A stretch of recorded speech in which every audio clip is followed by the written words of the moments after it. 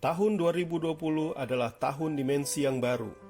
Tahun di mana Tuhan telah membawa kita untuk mengalami pola pikir yang baru, cara pandang yang baru, pelayanan yang baru, dan berkat-berkat yang baru, baik berkat jasmani maupun berkat rohani.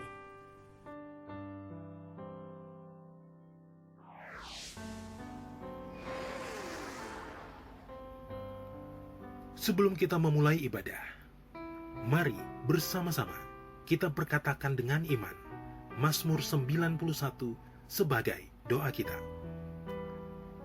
Dalam lindungan Allah, orang yang duduk dalam lindungan yang maha tinggi dan bermalam dalam naungan yang maha kuasa akan berkata kepada Tuhan, tempat perlindunganku dan kubu pertahananku, Allahku yang kupercayai. Sungguh, Dialah yang akan melepaskan engkau dari jerat penangkap burung, dari penyakit sampar yang busuk. Dengan kepaknya ia akan menudungi engkau. Di bawah sayapnya engkau akan berlindung. Kesetiaannya ialah perisai dan pagar tembok. Engkau tak usah takut terhadap kedahsyatan malam, terhadap panah yang terbang di waktu siang, terhadap penyakit sampar yang berjalan di dalam gelap, terhadap penyakit menular yang mengamuk di waktu petang. Walau 1.000 orang rebah di sisimu dan 10.000 di sebelah kananmu, tetapi itu tidak akan menimpamu.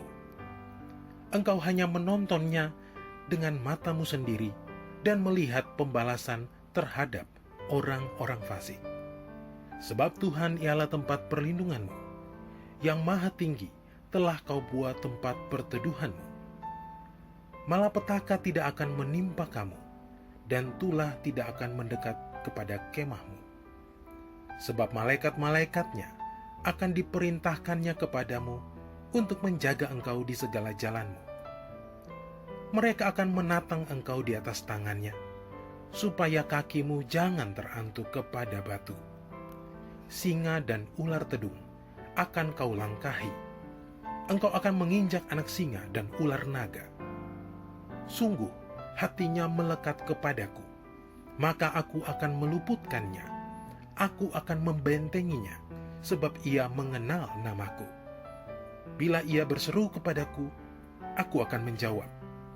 Aku akan menyertai dia dalam kesesakan. Aku akan meluputkannya dan memuliakannya.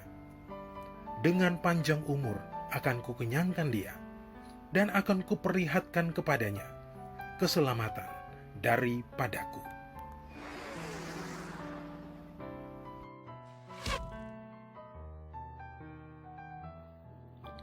Mari secara bersama-sama kita deklarasikan Pentakosta ketiga.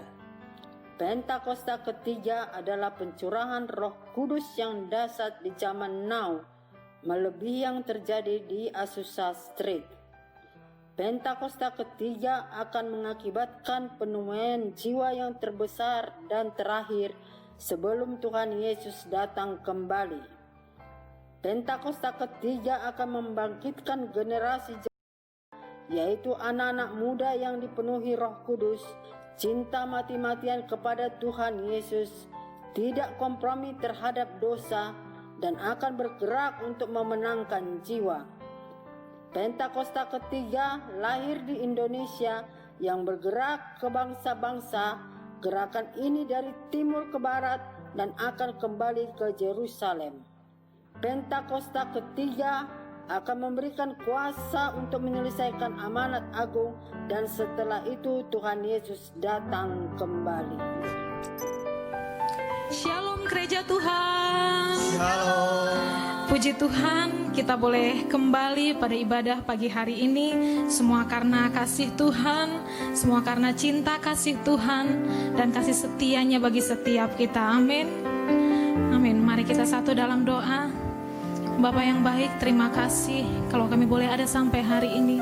Sekalipun badai belum berlalu dalam kehidupan kami, Tuhan Yesus, Engkau tahu Tuhan Yesus, di mana hari-hari ini Tuhan Yesus kami mengalami satu badai ya Tuhan ya, yang selalu kami rindukan untuk Tuhan Yesus lalukan dalam kehidupan kami ya Bapa. di mana masa pandemi ya Bapa yang belum berlalu dalam kehidupan kami, tapi kami tahu Tuhan Yesus adalah Tuhan Yesus yang setia, pemeliharaan yang tidak pernah lepas dari kehidupan kami. Terima kasih Tuhan Yesus. Kami mau tetap cinta, kami mau tetap setia kepadamu Tuhan Yesus, karena Engkau yang lebih dahulu mencintai kami dan setia kepada kami Tuhan Yesus. Terima kasih Bapa. Haleluya, haleluya. Mari sama-sama nyanyikan pujian ini. Oh Yesus, ku tetap cinta, ku tetap cinta, walau badai datang menerpa, ku tetap cinta. Kami mau tetap setia kepadamu Tuhan. Ku tetap setia, ku tetap setia, ku tetap setia. Oh Yesus, Yesus. Walau taufan datang menerpa, ku tetap setia. Terlalu banyak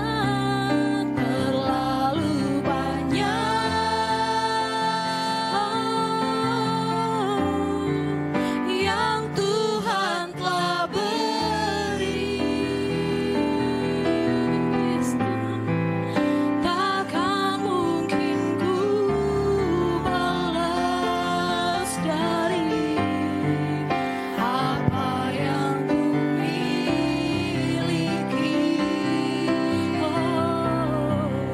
Ku persembahkan seluruh hidup kami ya Tuhan, seluruh hidupku, biar ku tetap cinta, biar ku tetap setia untuk selama-lamanya. Mari Bapak Ibu Saudara, kita nyanyikan pujian ini sekali lagi, lebih lagi. Oh Yesus. Ku tetap cinta, ku tetap cinta padamu, ku tetap cinta. Walau badai datang menerpa, ku tetap cinta. Kami mau tetap setia hanya kepadamu Tuhan. Ku tetap setia, oh, ku tetap setia, ku tetap setia. Ya Tuhan, ini pernyataan hati kami. Walau taufan datang menerpa, ku tetap setia. Sebab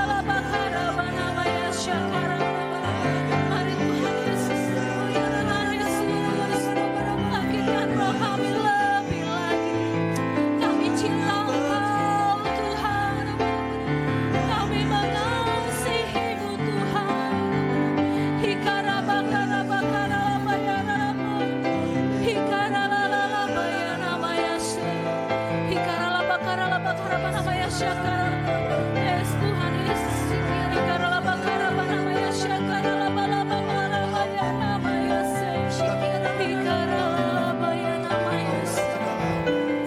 Hati kami percaya hanya kepadamu Tuhan Yesus. Hati kami percaya, sungguh-sungguh yakin dan percaya hanya kepadamu Tuhan. Yes, Tuhan Yesus, terima kasih Bapa. Ikara bakara banamaya syakara. Namanya syakara baya namaya Yesus. Yes, Tuhan Yesus. Namanya syakara bakara.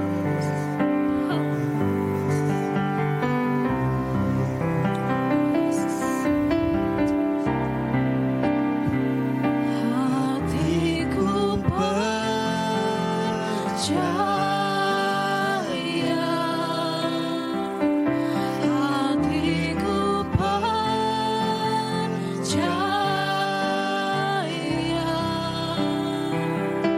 hatiku percaya,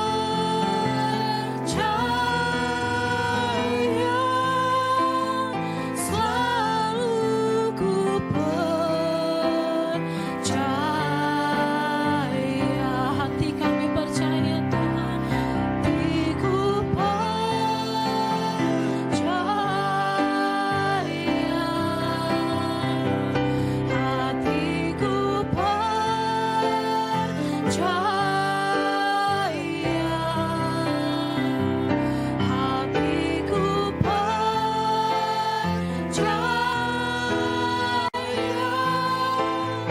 selalu ku percaya, selalu ku percaya, selalu ku percaya, selalu ku percaya.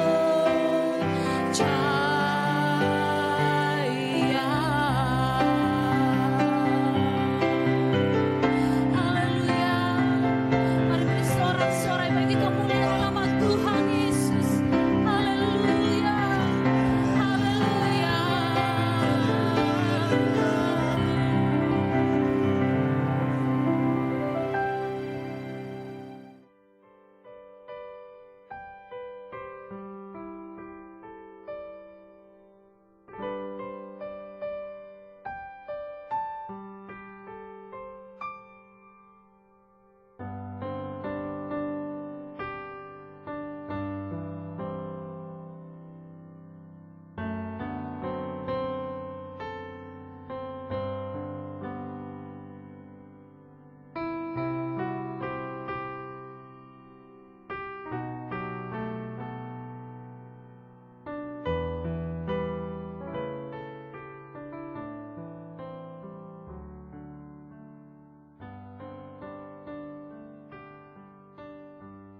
Shalom Bapak Ibu Saudara, selamat hari Minggu. Hari ini kita akan membahas mengenai keselamatan yang merupakan studi dari kitab Ibrani tentang justification, sanctification, dan glorification. Atau pembenaran, pengudusan, dan pemuliaan.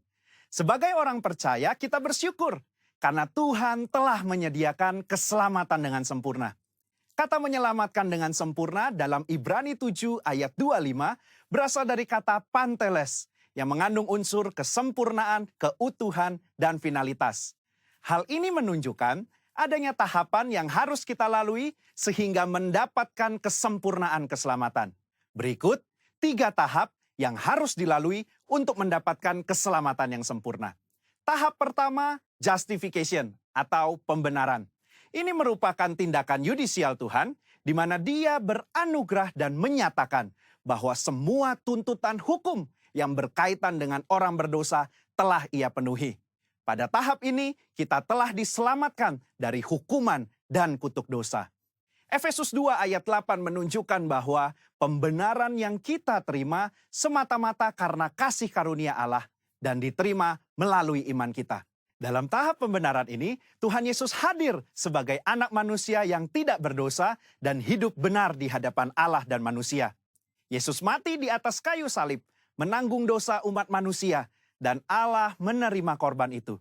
Sehingga berdasarkan karya Yesus di kayu salib inilah setiap manusia yang percaya dibenarkan oleh Allah. Jadi, apa yang kita butuhkan pada tahap ini? Iman sebagai respon untuk percaya. Disinilah kelahiran baru muncul sebagai awal kehidupan rohani kita di dalam Kristus. Lalu, apakah dengan kita sudah diampuni dan dibenarkan, kita bisa berbuat sesuka hati kita? Tentu saja tidak. Ada perbedaan antara menerima keselamatan dengan hidup dalam keselamatan. Pada tahap pembenaran, kita menerima keselamatan karena kasih karunia Tuhan, bukan karena usaha atau karya manusia. Namun, setelah kita menerima keselamatan tersebut, kita harus hidup dalam keselamatan. Orang-orang yang telah dibenarkan harus menghidupi kehidupan kudus dan berupaya untuk menang atas kuasa dosa. Kita harus dikuasai dan dipenuhi dengan Roh untuk dapat menolak segala kejahatan, nafsu, dan godaan selama hidup di dunia ini. Tahapan kedua setelah pembenaran disebut dengan sanctification atau pengudusan. Pada tahap sanctification, kita masuk dalam proses pengudusan dan pendewasaan yang berkelanjutan oleh Roh Kudus dan firman-Nya. Proses ini harus diupayakan terus-menerus sampai menjadi serupa dengan Kristus. Meskipun demikian, upaya ini bukan dilakukan dengan kekuatan kita sendiri, melainkan dengan pertolongan Roh Kudus. Roh Kuduslah yang memampukan, memperlengkapi, dan membawa kita sampai menjadi serupa dengannya. Ibrani 9 ayat 14 menunjukkan, ada tujuan yang Allah siapkan bagi manusia setelah Yesus mencurahkan darahnya untuk menyucikan hati kita dari perbuatan yang sia-sia, yaitu beribadah kepada Allah yang hidup. Di dalam beribadah kepada Allah yang hidup inilah terdapat pendewasaan rohani dan penyucian diri dari segala dosa, serta proses menang atas cobaan dan godaan iblis setiap harinya. Secara praktis, apa yang dapat kita lakukan di tahap ini? Setidaknya ada 3 aspek dalam pengudusan yang kita lakukan berdasarkan Ibrani 10 ayat 22-24. Yang pertama, taat dan setia kepada Yesus. Yang kedua, saling mendorong untuk hidup dalam kasih. Yang ketiga, menghasilkan buah pertobatan dan buah roh. Di dalam tahap pengudusan ini, akan banyak peperangan rohani yang dilakukan. Maka dari itu, kita harus senantiasa hidup dikuasai oleh roh dan hidup dalam pengudusan. Sehingga kita akan menang atas setiap peperangan yang kita lakukan. Sekali lagi, kasih karunia adalah tindakan Tuhan memberikan Roh Kudus-Nya untuk memenuhi dan menguatkan kita dengan kehadiran, pengurapan, dan karunia-Nya. Melalui iman adalah kita dengan setia mengerjakan ketaatan dan latihan-latihan yang membangun manusia rohani kita sampai menjadi serupa dengan Kristus. Tahapan ketiga untuk mencapai keselamatan yang sempurna adalah glorification atau pemuliaan. Tahapan ini juga disebut sebagai keselamatan akhir, di mana kita akan diselamatkan dari kehadiran dosa. Artinya, manusia tidak lagi memiliki kehadiran dosa. Di dalam doktrin keselamatan, kondisi ini akan tergenapi ketika Tuhan Yesus datang untuk kali yang kedua. Dan hanya tersedia bagi mereka yang bertahan dan setia selama proses pengudusan. Dan yang telah menjadi serupa dengan gambar Yesus. Ibrani 10 ayat 37 menunjukkan, sedikit waktu lagi ia akan datang. Sudah siapkah kita akan kedatangannya? Apakah kita sudah serupa dengannya? Melakukan perintah dan amanat agungnya dengan benar? Ada 3 hal yang akan dilakukan saat ia datang untuk kali yang kedua. Pertama, ia datang untuk menyempurnakan keselamatan kita dengan cara memberikan kepada kita tubuh kemuliaan. Yang kedua, ia memberikan upah kepada kita hamba-hambanya. Dan yang ketiga, ia menyelesaikan rencananya dengan menghancurkan iblis dan menegakkan kerajaannya. Kesimpulannya, insan Pentakosta menganut doktrin progressive salvation, yaitu bahwa keselamatan tidak didapatkan secara instan, melainkan sebuah proses dan perjalanan yang dituntun dan dipimpin oleh Roh Kudus sampai akhir hidup. GBI menolak pandangan sekali selamat tetap selamat. Jaminan keselamatan itu selalu kita miliki selama kita tetap tinggal di dalam Kristus. Hal ini bukan hanya karena itu adalah tradisi yang diwariskan oleh para pendahulu kita, tetapi berdasarkan studi yang jujur dan komprehensif dari surat-surat Paulus, surat-surat umum, bahkan ketika melihat perjanjian lama, inilah Injil yang seutuhnya. Juru selamat kita yang mati dan mencurahkan darahnya untuk mengampuni kita dari dosa dan membenarkan kita di hadapan Allah adalah juru selamat yang sama yang bangkit dan naik ke sorga, mengutus Roh Kudusnya untuk menyucikan dan memberdayakan kita menjadi alat di tangannya, yang juga adalah juru selamat yang sama yang berjanji untuk datang menjemput kita di dalam kemuliaan kekal bersamanya. Saudara, untuk penjelasan lebih lengkapnya dari tim teologi kami, jangan lupa buka link yang ada di atas atau scan barcode yang tersedia. Selamat hari Minggu, Tuhan Yesus memberkati.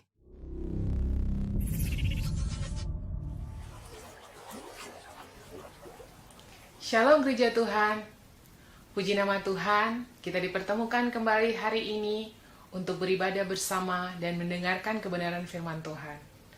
Mari Bapak Ibu, sebelum kita mendengarkan firman Tuhan, saya ajak kita bersatu dalam doa. Mari kita berdoa. Bapa di surga, terima kasih Tuhan untuk hari yang luar biasa ini. Engkau ada bersama-sama dengan kami saat ini di rumah kami, dimanapun kami berada, di tempat di mana kami menyaksikan firman Tuhan dan kebenaran pagi hari ini. Mari Engkau jamah setiap hati yang mendengarkan firman-Mu. Berbicara bagi kami pagi hari ini Tuhan. Kami percaya firman adalah Tuhan sendiri. Kami percaya firman dapat mengubah seluruh hidup kami. Dan kami percaya firman-Mu adalah jawaban atas setiap masalah dan pergumulan kami. Di dalam nama Tuhan Yesus, kami sambut kebenaran firman-Mu dengan sukacita. Berbicaralah bagi kami Roh Kudus. Haleluya. Amin. Firman Tuhan pagi hari ini saya beri judul Let Go, Let God.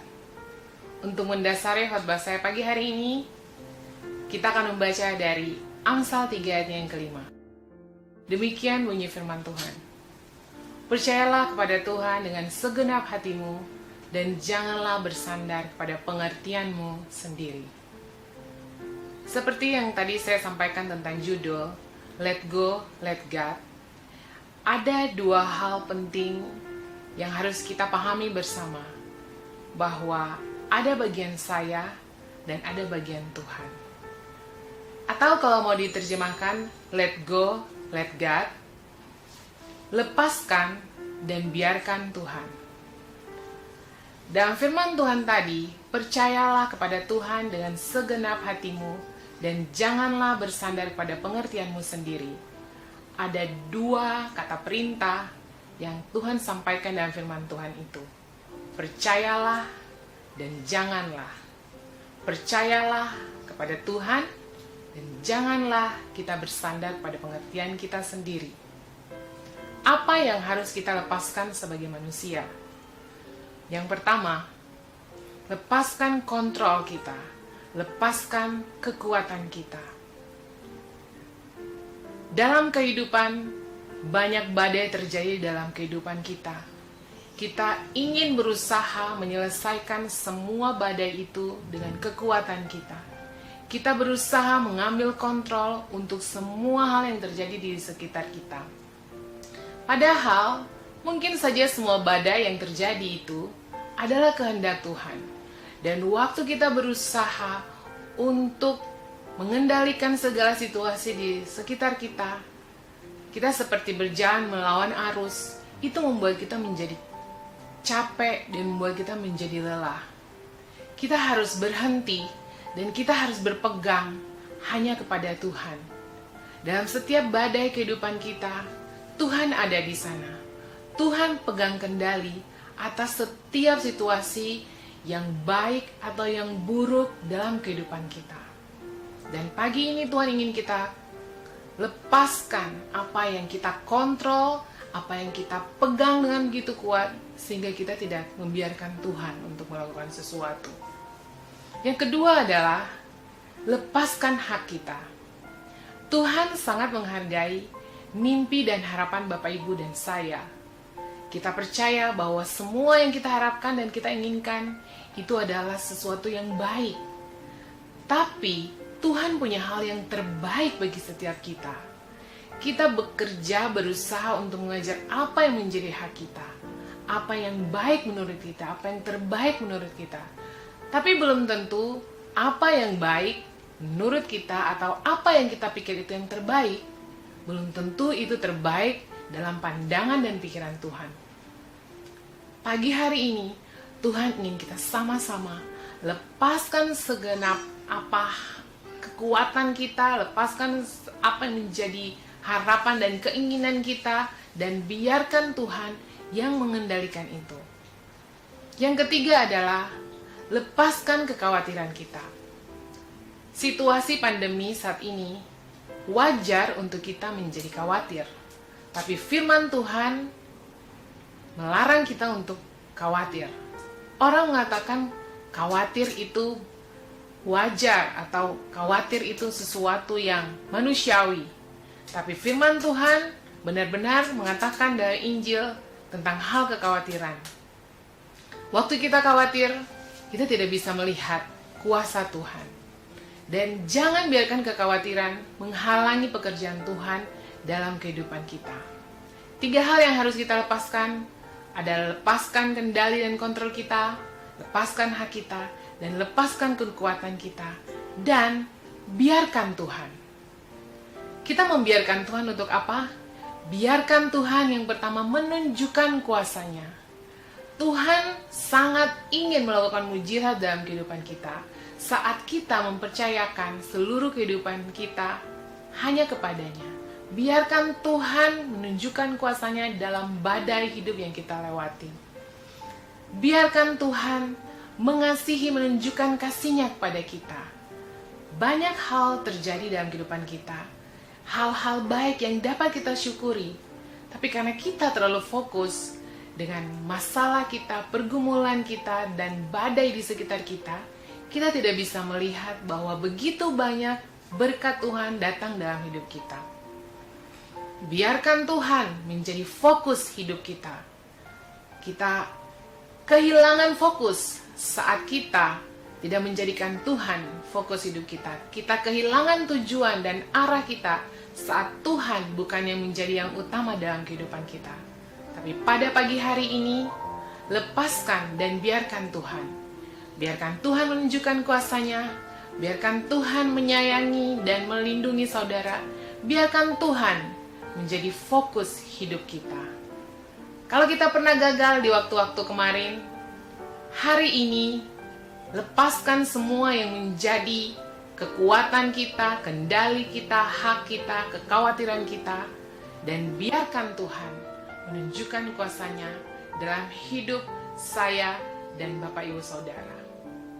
Kalau kita pernah gagal, hari ini kita mau mengharapkan dan menaruh semua beban kita hanya kepada Tuhan. Demikian firman Tuhan. Tuhan Yesus memberkati. Mari kita berdoa menutup kebenaran firman Tuhan pagi hari ini. Bapa di surga, terima kasih Tuhan. Kami mau lepaskan dan membiarkan Engkau bekerja dengan maksimal di dalam hidup kami. Terima kasih Tuhan Yesus. Kami percaya bahwa bukan satu kebetulan kami harus mendengar firman Tuhan ini. Kami percaya Tuhan mau bicara lebih jelas dan lebih kuat lagi dalam kehidupan.